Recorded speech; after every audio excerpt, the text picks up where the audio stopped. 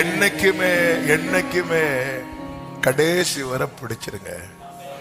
உங்ககிட்ட அதாவது 1000 ரூபாய்க்கு திங்ஸ் வாங்கணும், உங்க கையில 2000 ரூபாய் இருக்குன்னாலும் அப்பாவை பார்த்துட்டு போங்க. ஏன்னா எளியவன் என்றென்றைக்கும் அப்பா 1000 ரூபாய் இல்லையா திங்ஸ் வாங்கப்பா அப்படி கேட்போம். 1000 ரூபாய் இருக்கா நன்றிப்பான்னு சொல்லிட்டு. ஹல்லேலூயா. வீட்டுல ஆகாரம் இல்லாம நோக்கி பாக்குற, ஆகாரம் இருக்காப்பா நன்றிப்பா தந்தீங்களேப்பா.